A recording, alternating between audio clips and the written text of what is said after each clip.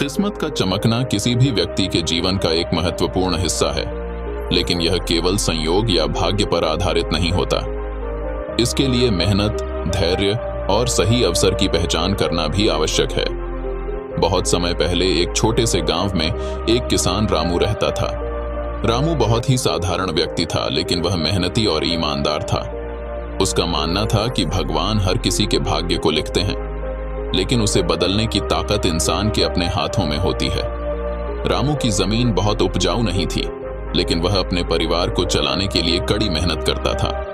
कई बार मौसम ठीक नहीं होता तो कभी फसल खराब हो जाती, लेकिन उसने कभी हार नहीं मानी।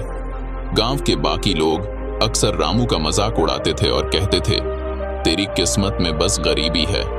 एक दिन रामू के खेत के पास से एक साधु गुजर रहे थे। रामू ने उनका आदरपूर्वक स्वागत किया और उन्हें भोजन कराया। साधु ने उसकी ईमानदारी और मेहनत देखकर कहा, रामू, मैं देख सकता हूं कि तेरी किस्मत में अब बदलाव का समय आ गया है।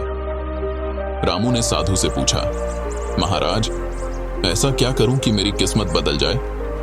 साधु ने मुस्कुराते हुए उत्तर दिया, तुम्हारी किस्मत तभी चमकेगी जब तुम खुद पर विश्वास करोगे और कभी हार नहीं मानोगे।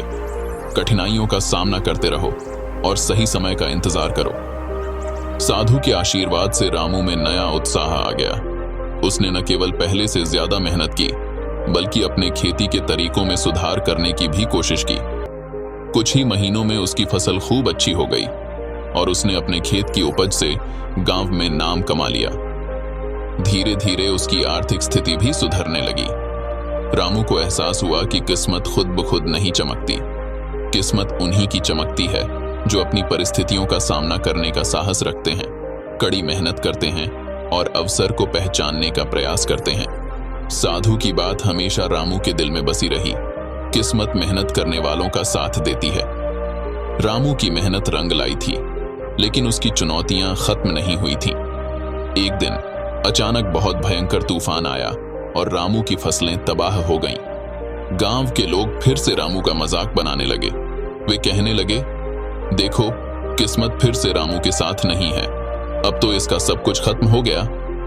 रामू को इस नुकसान से गहरा धक्का लगा, लेकिन उसे साधु की बातें याद थीं। उसने खुद को हारने नहीं दिया और सोचा, किस्मत तो वही है जो मेहनत से बनती है और मैं मेहनत करना नहीं छोड़ूंगा। इस बार रामू ने कुछ अलग सोचा। उसने अपने खेत के आसपास नहर बनाने की योजना बनाई, ताकि भविष्य में अगर बारिश न हो या ज्यादा हो तो भी उसका खेत सुरक्षित रहे। उसने अपने बचाए हुए पैसे और गांव वालों से कुछ मदद लेकर नहर की खुदाई शुरू की। कई लोगों ने उसका मजाक उड़ाया और कहा कि वह समय और पैसे बर्बाद कर रहा है, लेकिन रामू अपने काम में लगा रहा। कुछ महीनों बाद मौसम फिर से बदल गया। इस बार गांव में सूखा पड़ा और बाकी किसानों की फसलें खराब हो गईं, लेकिन रामू की नहर के कारण उसकी जमीन को पानी मिलता रहा और उसकी फसल खूब बढ़िया हुई। अब लोग रामू की बुद्धिमानी और उसकी मेहनत की प्रशंसा करने लगे। वे समझ गए कि रामू की किस्मत चमकने का कारण उसकी योजना, दूरदृष्टि और न थकने वाली मेहनत थी। इस घटना के बाद रामू ने गांव के अन्य किसानों की भी मदद की। उसने उन्हें अपने अनुभव से सिखाया कि केवल किस्मत पर भरोसा करना पर्याप्त नहीं है, बल्कि हमें अपने जीवन की चुनौतियों के लिए तैयार रहना चाहिए और योजनाबद्ध तरीके से काम करना चाहिए।